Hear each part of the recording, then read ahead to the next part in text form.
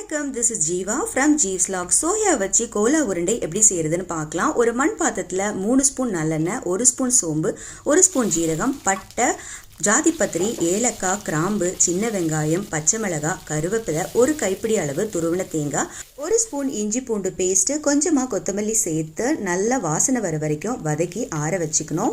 1 மணி நேரம் ஊற வச்ச சோயாவை நல்லா பிழிஞ்சிட்டு மிக்சி ஜாரில் சேர்த்து இந்த மாதிரி அரைச்சி எடுத்துக்கணும். இப்போ நாம ரெடி பண்ணி வச்சிருக்க மசாலாவை இது கூட சேர்த்துட்டு தேவையான அளவு உப்பு போட்டு வரப்பா அரைச்சி எடுத்து அது கூட கொஞ்சம் மஞ்சத்தூள் சேர்த்து நல்லா மிக்ஸ் பண்ணி விட்டுட்டேன். ஒரு பாத்திரத்தில் முட்டையை அடிச்சு எடுத்துருக்கிறேன். இன்னொரு பாத்திரத்துல ரஸ்க் நல்லா தூள் பண்ணி எடுத்திருக்கேன். நீங்க பிரெட்டை கூட எடுத்துக்கலாம். டிப் பண்ணி வச்சிருந்த சோயா மிக்ஸை கொஞ்சமா எடுத்து குட்டி பாலா உருட்டி ஃபர்ஸ்ட் எக்ல டிப் பண்ணிட்டு அப்புறமா ரஸ்க் கிரம்ஸ்ல டிப் பண்ணி சூடான எண்ணெயில மீடியம் ஃப்ளேம்ல வச்சு பொரிச்செடுத்தா நல்ல மொறுமொறுன்னு புரோட்டீன் ரிச் கோலா உருண்டை ரெடி. ரெசிபி பிடிச்சிருந்தா லைக் பண்ணுங்க, ஷேர்